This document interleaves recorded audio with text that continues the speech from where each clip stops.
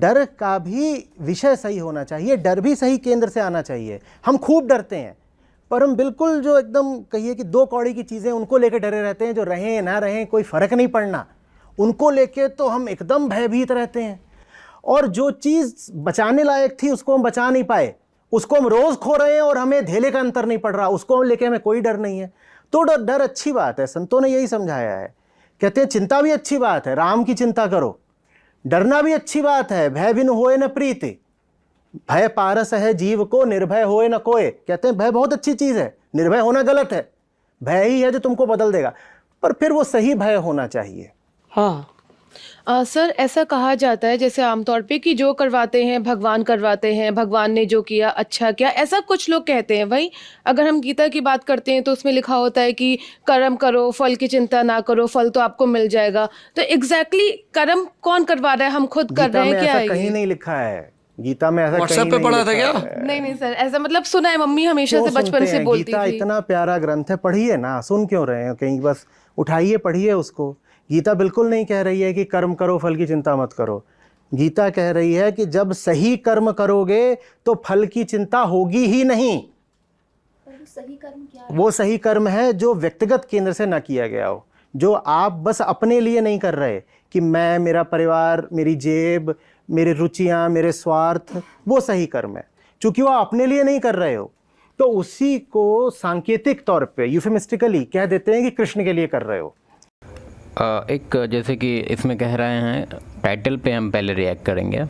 कहा जा रहा है कि आचार्य प्रशांत इंटरव्यू में भगवान राम को लेकर क्या बोले। ऐसे थंबनेल में कुछ और था, थंबनेल में कह रहे थे कि भगवान पे भरोसा करना या भगवान का जो बिलीफ सिस्टम है अभी पूरे वर्ल्ड में बेसिकली वो क्यों है।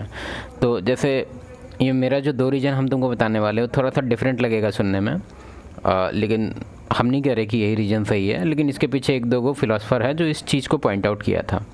पहला रीज़न तो ये है कि ये एक पुलिस है, ठीक है, जो पुलिस नॉर्मल कॉप होता है, आपके इधर जो दरोगा साहब होते हैं, तो ये समझो तो ये दरोगा वर्जन 2 है, 2.0।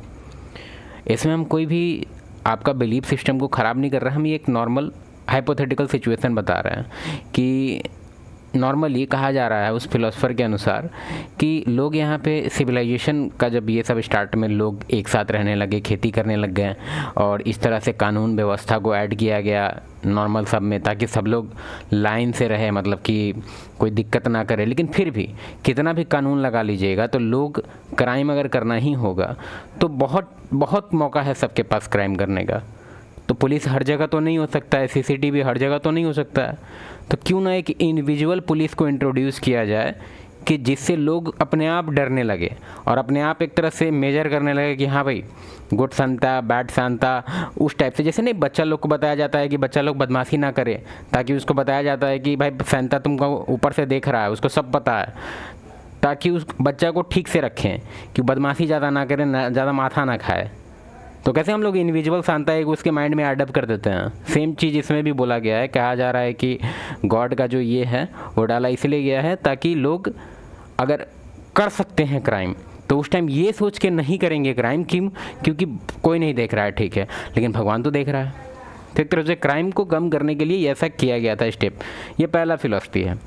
दूसरा फिलॉसफी ये है कि पहले के टाइम में, अभी भी पहले के टाइम में क्या, अभी भी बहुत, मतलब जितना तुमको दिखेगा जो लाचार लोग होते हैं, जिनको पता है कि उनका प्रॉब्लम वो फिक्स नहीं कर सकते हैं, चाहे कितना भी हाथ पैर मार ले, तो वो भगवान पे काफ़ी उनका बिलीफ सिस्टम काफ़ी स्ट्रांग हो जाता है। अब तुम बोलेगा अंबानी पैसा है, उसके पास पैसा है, लेकिन तुमको पता है कि हेल्थ जो है उसको आप पैसा से आप नहीं बचा सकते हैं। कोशिश कर सकते हैं, हाथ पैर चला सकते हैं, पैसा है आपके पास, लेकिन आप गारंटी नहीं है। और भी मल्टीपल चीज़ होता है, जैसे कि विल स्मिथ को देख लो, उसका रिलेशनशिप स्टेटस देख लो, क्या चल रहा है उसके लाइफ में, पिछले 5 साल से क्या चला है। तो कुछ कुछ चीज़ है जो आप पैसा उसा से कंट्रोल कर ही नहीं सकते। तो तुम विल स्मिथ को देख लो, कितना पुजारी हो गया, क्यों? क्योंकि उसको पता है कि कुछ कुछ चीज़ है जो हम लोग कंट्रोल कर ही नहीं सकते। तो हम लोग अंदर से बिलीफ सिस्टम हम लोग के अंदर चालू हो जाता है कि ये लोग भी कह ही रहा, तो चलो एक बार करके देख ही लेते हैं। कि एक बार एक इंडिविजुअल फोर्स को हम कहते हैं कि भाई मेरा प्रॉब्लम जो मेरे से ठीक नहीं हो रहा है, हाथ पैर तो चला लिए, कृपया आप ठीक कर दें। तो ऐसे भी कह देते हैं कि कृष्ण को समर्पित करके करो, या कह देते हैं कि वो निष्काम कर्म है, क्योंकि अपने लिए नहीं है। गोविंदम तुभ्यमेव समर्पयेत्। अपने लिए नहीं है। अपने लिए नहीं है, लोग फंस जाते हैं, अपने लिए नहीं तो किसके लिए है? तो उनको समझाने के लिए कह दिया गया कि गोविंद के लिए है। गोविंद को समर्पित है। गोविंद को नहीं समर्पित है। उसका अर्थ बस ये है कि अपने लिए करोगे तो वही तो कर रहा होगा ना जो दुखी है। वो दुखी है इसलिए अपने लिए कुछ करना चाहता है, पर वो दुखी क्यों है? क्योंकि पगला है। एक पगला अपनी भलाई भी करेगा तो क्या करेगा? और गड्ढे में गिरेगा। तो अपने लिए करो ही मत कुछ। अपने लिए अगर कुछ कर सकते हो तो यही कर लो कि अपनी सफाई कर लो। अपने लिए अधिकतम तुम ये कर सकते हो, ठीक है। दूसरा आपने जो बोला अभी, ऐसे एक और चीज़ हम बताना चाहेंगे और तुम्हारे बारे में नहीं बता रहे हैं। पहली बात, जैसे मेरा एक मेन चैनल है, हम पिछले 5-6 साल से यूट्यूब पे हैं, तो मेन चैनल पे एक बार हम आचार्य प्रशांत जी को लेके, ये तो नया चैनल है तो इसमें पब्लिक भी कम आता है, ठीक है। तो वो जो चैनल है मेरा मेन चैनल, वो ऑलमोस्ट मिलियन पहुंचने वाला है और उसमें हमको इसलिए नया चैनल बेसिकली बनाना पड़ा क्योंकि वो चैनल है डेटिंग रिलेशनशिप को लेके।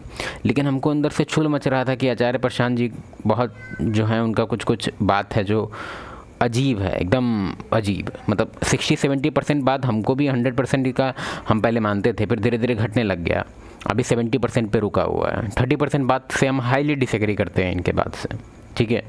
तो हम उसको लेके एक वीडियो बनाए थे, तो उस पर इतना ज़्यादा वो कमेंट आने लगा, इतना ज़्यादा लोग, मतलब, और हमको उसमें जो सबसे ज़्यादा शॉकिंग ये लग रहा था ना, क्योंकि जो तुमको पता है कि हम खुद एक फेमिनिस्ट हैं सॉरी फेमिनिस्ट नहीं है हम, लेकिन जो मेरी जो मॉडरेटर सब है वो फीमेल है, ठीक है। क्योंकि मेरा विश्वास ये है कि हम अगर किसी फीमेल मतलब एम्प्लॉय रखते हैं हम और जेंडर बेसिस पे, तो हम ज़्यादातर फीमेल को ऐसा काम देते हैं कि वो कंफर्ट लेवल पे आराम से घर पे भी कर पाए, उसको ज़्यादा दौड़ा दौड़ी नहीं, आराम से घर से वर्क फ्रॉम होम करो। तो उसकी जो मॉडरेटर वगैरह है, जो कमेंट वगैरह को संभालती है, वो कह रही थी कि आज तक हमको इतना कमेंट डिलीट नहीं करना पड़ा था अपने लाइफ में जितना हम ये वीडियो को लेके किए हैं, और इतना गंदा गंदा कमेंट। तो मेरा कहना ये है कि भाई ये साफ बता रहा है कि अगर तुम गीता पढ़ के, हम नहीं कह रहे हैं कि गीता ख़राब है, लेकिन हम कह रहे हैं कि यानी कि तुम गीता पढ़ा और तुम पे असर ही नहीं हुआ। मतलब हो सकता है कि गीता तुम बस किताब खरीद लिया, तो पढ़ा ही नहीं, या पढ़ा तो एकदम होता है ना कि बोका विद्यार्थी जैसा कि पढ़ लेता है, उसको कुछ समझ में ही नहीं आता है, लेकिन पढ़ लिया एक बार, मतलब तेरे को समझ में ही नहीं आया। तो अगर एक छोटा सा, ऐसा नहीं है कि वीडियो काफ़ी नेगेटिव था, वो अभी भी वीडियो देखना पड़ेगा वो चैनल पे अभी है कि नहीं, होगा ही, हम डिलीट नहीं करते चैनल पे वीडियो, लेकिन काफ़ी 1 साल हो गया, वो काफ़ी पहले का है, तो हमको नहीं पता कि यूट्यूब होना चाहिए, क्योंकि जो चैनल संभालने का काम है वो 1-2 को अलग को दिए हुए हैं, तो हो सकता है कि कुछ उसको लेके वो कहीं एक्शन लिया होगा, फिर भी वो वीडियो होना चाहिए। लेकिन मेरा ये कहना है तुम लोग पे कि इतना क्या बे तुम लोग, मतलब आदमी को तुम खुद सोच के देखो कि सबसे बड़ा जो चिन्हासी है किसी भी आदमी का स्पिरिचुअल माइंडसेट को देखने का, वो ये है कि वो कैसे रिएक्ट करता है किसी भी चीज़ पे, ठीक है। कि उसको अगर तुम कोई डिस्कम्फर्ट दो या उसको कोई तरह से प्रॉब्लम दो, तो देखो वो कैसे रिएक्ट करता है। अगर वो बहुत काम कूल कलेक्टेड वे में रिएक्ट करता है, मतलब कि वो बंदा एक हाई लेवल का है, उसका है कुछ माइंड, क्योंकि उसको पता है कि फालतू चक्कर में कौन पड़े, जय राम जय राम, समझ रहा है। लेकिन तुम्हारे साथ क्या है, तुम ऑफेंड हो जा रहा है, तुम बाबा जी का एकदम चेला घूम रहा है एकदम। अरे कुछ समझदारी रखो, उतना एम्प्टी वेसल मत रखो अपने आप को कि एकदम किसी का तुम बन गए, एकदम पीआर बन गए। हो सकता है कि वो पीआर अटैक होगा, हो सकता है कि तुम्हारा नॉर्मल आदमी नहीं होगा जो डे टू डे लाइफ में इनको सुनता है, हो सकता है, लेकिन फिर भी गलत बात है। और एज ए फीमेल बोल रही है कि भाई ऐसा ऐसा कमेंट था कि हम बता नहीं सकते हैं। तुम बताओ अब तुम लोग क्या किया होगा। पहला जो मुद्दा था कि भगवान ने क्या बोला था, जो करते भगवान करवाते हैं। ये जो पूरा क्रिएशनिज्म है कि एक भगवान है जिसने ये बनवाई है, इसका वास्तव में आप यदि सनातन धारा से आ रही हैं, अगर नहीं भी आ रही हैं और आपकी दर्शन में रुचि है, तो इसका वेदांत से दूर दूर तक कोई संबंध नहीं है। वेदांत में ना कोई भगवान है ना। ये काफ़ी हाईली डिबेटेबल चीज़ है, क्योंकि हम लोग इंडिया से हैं तो हम लोग के पास अपना थ्योरी है कि भाई सिविलाइजेशन या ह्यूमैनिटी या ह्यूमन कहाँ से स्टार्ट हुआ था। अभी अगर वेस्ट में जाए तो उनका एक अपना थ्योरी है, अभी पूरा अगर ईस्ट में चले जाए तो चाइनीज़ लोग का अपना थ्योरी है भाई। एशिया में उतना दूर काहे जाए तुमको वेस्ट लेके? तुम आसपास के कंट्री में ही चल के देख लो, सबका अपना अपना अलग अलग कंट्री का अलग अलग बिलीफ सिस्टम है कि कैसे भाई ह्यूमैनिटी स्टार्ट हुआ। तुम देखा होगा 4-5 थ्योरी तुमको हम अभी ही बता देते हैं कि चाइना लोग का ड्रैगन वगैरह को लेके है, फिर एक जापानीज या फिर मंकी को लेके है, फिर ऐसे ऐसे कर सब लोग अपना समझ चुका है कि भाई क्या क्या ओरिजिन था मेरा। फिर उसको देख लो, मिडिल ईस्ट में देख लो, वहाँ पे ज्यूस वगैरह का कहानी चलता है, थॉर वगैरह का कहानी चलता है। तो आखिर तुम कैसे प्रूव करेगा ये चीज़ कि भाई मेरा गॉड पहले आया था या मेरा ही जो हम कह रहे हैं यही सही है? काफ़ी हाईली डिबेटेबल है।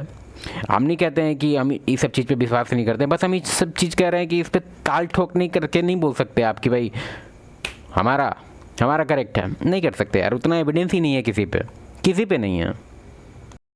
कोई ईश्वर है, चेतना मात्र है।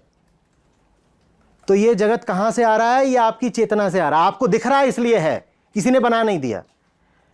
और चेतना का बहुत बात होता है, क्योंकि हम लगभग वीडियो इनका देखते हैं उसमें चेतना चेतना चेतना चेतना। यार तुम्हारा कैसा चेतना है तुम्हारे शिष्यों को जो दूसरे के कमेंट में घुस जा रहे हैं, लड़का लड़की कोई देख नहीं रहे हैं? और उसको बहुत लोग को पता है, मतलब जो चैनल का ऐसे हमको पता है कि व्यूअर सब का एक्चुअली कमेंट नहीं था, क्योंकि उसमें यूनिक व्यूअर सब आए थे, मतलब नया व्यूअर सब आया था उठ के। लेकिन हमको ये जानना है कि तुम्हारा कैसा चेतना जाग गया गीता पढ़ के कि तुम इतना एग्रेसिव हो गया और छोटा सा एक नॉर्मल क्रिटिक्स नहीं संभाल सकता है तुम, यही तुम्हारा चेतना है। तो हम इमेजिन कर सकते हैं कि normal day to day life में अगर तुम्हारे साथ कुछ डिस्कम्फर्ट होता होगा तो तुम कैसे रिएक्ट करता होगा। अब इस पर एक और चीज़ बोलेंगे, बहुत लोगों का ये होता है कि लाइफ स्टाइल में लोग मेडिटेशन, गीता और ये सब स्पिरिचुअल चीज़ ऐड कर लेगा, ठीक है, लेकिन लाइफ में उसका कुछ चेंज नहीं होता है।